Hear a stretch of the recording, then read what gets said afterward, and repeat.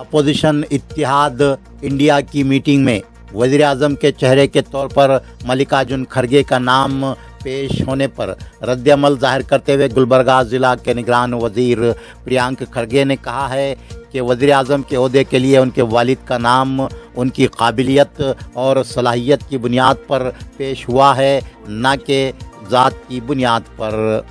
प्रियांक खड़गे आज गुलबर्गा में अपनी रिहाइशगाह पर मीडिया के नुमाइंदों से गुफ्तगू कर रहे थे।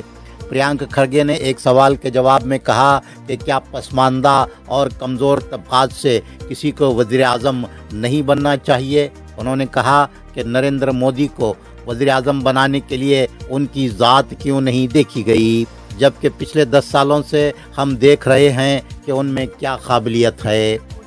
कोविड का दोबारा ख़तरा लाहक होने से मुतालिक पूछे गए सवाल के जवाब में प्रियांक खड़गे ने कहा कि हुकूमत अवाम को गैर ज़रूरी खौफज़दा करना नहीं चाहती। इस सिलसिले में वज़ीर सेहत ने सर्कुलर जारी किया है। तमाम तर एहतियाती इक़दाम किए जाएंगे। हुकूमत अपनी ज़िम्मेदारी से फ़रार इख्तियार नहीं करेगी। कोविड से निमटने के सिलसिले में गुलबर्गा में मुतल्लिक़ा ओहदेदारान की मीटिंग तलब करने से मुतालिक पूछे गए सवाल के जवाब में प्रियांक खड़गे ने कहा कि वो केडीपी में इस सिलसिले में ओहदेदारान से वजाहत तलब करेंगे कि क्या इक़दाम किए जा रहे हैं। ओहदेदारान की अलहदा से मीटिंग तलब करने की ज़रूरत नहीं है। प्रियांक खड़गे ने पार्लियामेंट पर हुए हमले को नहायत संगीन मामला करार देते हुए कहा कि ख़ुद पीएम मोदी ने इसे संगीन मामला करार दिया है, लेकिन इस पर आज तक ना तो वज़ीर दाखिला ने और ना ही वज़ीर आज़म ने पार्लियामेंट में बयान दिया। जेडीएस बीजेपी के इत्तेहाद के बारे में पूछे गए सवाल के जवाब में प्रियांक खड़गे ने कहा कि बीजेपी खुद 3 ग्रुप्स में बटी हुई है। बेलगाम सेशन में बीजेपी खुश्क साली और दीगर संगीन मसाइल पर बहस के लिए तैयार नहीं हुई। पीएम मोदी से सीएम सिद्धरामैया की मुलाकात के बारे में प्रियांक खड़गे ने कहा कि खुश्क साली से निमटने के लिए मरकज़ी इमदाद तलब करने चीफ मिनिस्टर कर्नाटक सिद्धरामैया ने वज़ीर आज़म से मुलाकात की। बोर्ड्स और कॉरपोरेशंस की नामजदगियों के सिलसिले में पूछे गए सवाल पर प्रियांक खड़गे ने कहा कि ये मामला कायदीन तय करेंगे।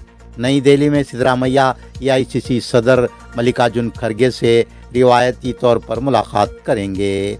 हल्के लोकसभा गुलबर्गा से मल्लिकार्जुन खड़गे के इलेक्शन लड़ने के बारे में पूछे गए सवाल के जवाब में प्रियांक खड़गे ने कहा कि यह सवाल उन्हीं से पूछा जाए। ಈಗ 6 ಜನಕ್ಕೆ ಅರೆಸ್ಟ್ ಮಾಡಿದ್ದೀರಾ, 4 ಜನ ಬಂದಿದ್ರು ಅಂತ ನೀವೇ ಹೇಳ್ತೀರಾ, ಇಬ್ಬರಿಗೆ ಪಾಸ್ ಪ್ರತಾಪ್ ಸಿಂಹ ಕೊಟ್ಟಿದ್ದೀರಾ ಅಂತ ಹೇಳ್ತಾರೆ। ಪಾಸ್ ಕೊಟ್ಟವ್ರಿಗೆ ಏನ್ ಮಾಡಿದ್ರಿ ನೀವು? ವಿಚಾರಣೆ ಕರೆದ್ರ, ಸ್ಟೇಟ್ಮೆಂಟ್ ತಗೊಂಡ್ರ, ಮಾಧ್ಯಮದ ಮುಂದೆ ಅವ್ರು ಏನಾದ್ರು ಸ್ಟೇಟ್ಮೆಂಟ್ ಕೊಟ್ರ, ಸಂಸತ್ನಲ್ಲಿ ಕೊಟ್ರ? ಎಲ್ಲಿದ್ದಾರೆ ಪ್ರತಾಪ್ ಸಿಂಹ ಅವರು? ಮತ್ತೆ ಇನ್ನ ಇಬ್ಬರಿಗೆ ಪಾಸ್ ಕೊಟ್ಟವ್ರು ಯಾರು? 4 ಜನ ಒಳಗೆ ಬಂದ್ರಲ್ಲ, ಇನ್ನೂ ಇಬ್ಬರಿಗೂ ಪಾಸ್ ಕೊಟ್ಟಿರೋದು ಕೆಲವು ಜನ ಹೇಳ್ತಾರೆ ಮತ್ತೊಬ್ಬ ಬಿಜೆಪಿ ಸಂಸದರೇ ಪಾಸ್ ಕೊಟ್ಟಿದ್ದು, ಅದು ಬಹಿರಂಗ ಮಾಡಲಿ। ಇದು ಯಾಕೆ ಹೋಮ್ ಮಿನಿಸ್ಟರ್ ಅವರಿರ್ಬೋದು ಬಂದು ಸಂಸದಿನಲ್ಲಿ ಸ್ಟೇಟ್ಮೆಂಟ್ ಕೊಡ್ತಾ ಇಲ್ಲ? ಯಾವಾಗಲೂ ಕೂಡ ಸೋಮೋಟೋ ಕೊಡ್ತಾ ಇದ್ರು, ಇವಾಗ ಯಾಕೆ ಆಗ್ತಾ ಇಲ್ಲ? ಯಾವುದೇ ಗಂಭೀರ ವಿಚಾರ ಇದ್ರೆ ಪ್ರಧಾನಮಂತ್ರಿ ಇರ್ಬೋದು, ಹೋಮ್ ಮಿನಿಸ್ಟರ್ ಅವರು ಇರ್ಬೋದು, ಸೋಮೋಟೋ ಸ್ಟೇಟ್ಮೆಂಟ್ ಅನ್ನ ಕೊಡ್ತಾ ಇದ್ರು, ಇವತ್ತು ಯಾಕೆ ಕೊಡ್ತಾ ಇಲ್ಲ ಅಂತ ಅಷ್ಟೇ ನಮ್ಮ ಪ್ರಶ್ನೆ। ಅದು ಕೇಳೋದು ತಪ್ಪ? ಎಲ್ಲಿ ಇನ್ನ ಇಬ್ಬರಿಗೆ ಪಾಸ್ ಕೊಟ್ಟವ್ರು ಯಾರು? ಅದನ್ನು ಬಹಿರಂಗ ಆಗ್ಬೇಕಲ್ಲ। ನಿಮ್ ಎಂಪಿ ಅವ್ರಿಗೆ ಬುದ್ಧಿ ಇಲ್ಲ ರೀ, ನಿಮ್ ಎಂಪಿ ಅವ್ರಿಗೆ ಬುದ್ಧಿ ಇಲ್ಲ, ಅದಕ್ಕೆ ಹೇಳ್ತಾ ಇರೋದಲ್ಲ ಸೆಕ್ಯೂರಿಟಿ ಬ್ರೀಚ್ ಆಗಿರೋದು। ಪ್ರಧಾನಮಂತ್ರಿ ಅವರೇ, ನಿಮ್ಮ ಪ್ರಧಾನಮಂತ್ರಿ ಅವರೇ ಹೇಳಿರೋದು ಇದು ಬಹಳ ಗಂಭೀರವಾದಂತ ವಿಷಯ। ಪ್ರಧಾನಮಂತ್ರಿ ಅವರು ಗಂಭೀರವಾದಂತ ವಿಷಯ ಅಂದಿದ್ದಕ್ಕೆ ಅವ್ರಿಗೆ ವಿಚಾರಣೆ ಕರೆಸಬೇಡ ಅಂತ ಅವಶ್ಯಕತೆ ಇಲ್ಲ ಅಂತ ಹೇಳೋರು ಇವ್ರು ಯಾರ್ರಿ? ಇವ್ರಿಗೇನಾದ್ರೂ ಸ್ವಲ್ಪ ಜವಾಬ್ದಾರಿ ಇದೆಯಾ? When Prime Minister is saying it's serious security breach, Home Minister is saying it's serious security breach, 141 ಜನ ಸಸ್ಪೆಂಡ್ ಆಗಿದ್ದಾರೆ, ಅವ್ರಿಗೆ ಪ್ರಶ್ನೆ ಮಾಡೋದು ಅಗತ್ಯ ಇಲ್ಲ ಅಂತ ಹೇಳೋಕೆ ಇವ್ರು ಯಾರು? ಇವರು ಉತ್ತರ ಕೊಡಬೇಕಲ್ಲ। ಇವರೇ ಪಾಸ್ ಕೊಟ್ಟಿದ್ರೆ ಏನು ಮಾಡ್ತೀರಾ ಇನ್ನ ಇಬ್ಬರಿಗೆ? ಸರ್, ಈಗ ರಾಜ್ಯದಲ್ಲಿ ಈಗಾಗಲೇ ಜೆಡಿಎಸ್ ಮತ್ತು ಬಿಜೆಪಿ ಮೈತ್ರಿ ಆಗಿದೆ, ಈಗ ಆರಂಭದಲ್ಲಿ ಬಿರುಕು ಸ್ಟಾರ್ಟ್ ಆಗಿದೆ ನೋಡಿ। 2 ಮನೆನೂ ಬೆಂಕಿ ಹತ್ತಿವೆ। ಬಿಜೆಪಿನಲ್ಲಿ ಈಗಾಗಲೇ ನಾವು ಬೆಳಗಾವಿನಲ್ಲಿ ನೋಡಿದ್ವಿ, ಮನೆ ಒಂದು 3 ಬಾಗಿಲಿದೆ, ಒಂದು ಬಾಗಿಲು ಯತ್ನಾಳ್ ಕಾಯ್ತಾ ಇದ್ದಾರೆ, ಇನ್ನೊಂದು ಯತ್ನಾಳ್ ಆ್ಯಂಡ್ ಕಂಪನಿ ಕಾಯ್ತಾ ಇದ್ದಾರೆ, ಇನ್ನೊಂದು ಬಾಗಿಲು ಅಶೋಕ್ ಆ್ಯಂಡ್ ಕಂಪನಿ ಕಾಯ್ತಾ ಇದ್ದಾರೆ, ಇನ್ನೊಂದು ಬಾಗಿಲು ವಿಜೇಂದ್ರ ಆ್ಯಂಡ್ ಕಂಪನಿ ಕಾಯ್ತಾ ಇದ್ದಾರೆ. ಎಲ್ಲಿದೆ ಸಮನ್ವಯ ಅದರಲ್ಲಿ? ಬರಗಾಲ ಡಿಸ್ಕಸ್ ಮಾಡ್ರಿಯಪ್ಪ ಅಂದರೆ ಪೃಥ್ವಿ ಸಿಂಗ್ ಡಿಸ್ಕಸ್ ಮಾಡ್ತಾರೆ. ಬರಗಾಲ ಡಿಸ್ಕಸ್ ಮಾಡ್ರಪ್ಪ, ನಮ್ಗೆ ಸಲಹೆ ಕೊಡ್ರಿ ಅಂತ ಹೇಳಿದ್ರೆ ಯಾವುದೋ ತೆಲಂಗಾಣ ಚುನಾವಣೆಯನ್ನು ಡಿಸ್ಕಸ್ ಮಾಡ್ತಾರೆ. ಇದು ಅವ್ರ ಗಾಂಭೀರ್ಯತೆ. ಒಬ್ರು ವಾಕೌಟ್ ಅಂತಾರೆ, ಇನ್ನೊಬ್ರು ಸದನದಲ್ಲಿ ಏನೋ ಬಾವಿಗೆ ಬೀಳಬೇಕು ಅಂತಾರೆ, ಇನ್ನೊಬ್ರು ನಾನು ವಿರೋಧ ಪಕ್ಷದ ನಾಯಕ ಅಂತಾರೆ, ಇನ್ನೊಬ್ರು ಅಸಲಿ ವಿರೋಧ ಪಕ್ಷದ ನಾಯಕರು ನಾನು ಅಂತಾರೆ, ಒಬ್ರು ನಾನು ಬಿಜೆಪಿ ರಾಜ್ಯಾಧ್ಯಕ್ಷ ಅಂತಾರೆ, ಇದು ಕೊಪ್ಪಲ್ನ ಅಂತ ಇನ್ನೊಬ್ರು ಅಂತಾರೆ. ಸೊ 3 ಅಲ್ಲ 100 ಬಾಗಿಲಾಗಿದೆ ಅವರು. ಸರ್, ಈಗ DCM CM ಅವರು ಡೆಲ್ಲಿ ಟೂರ್ ಹೋಗಿದ್ದಾರೆ.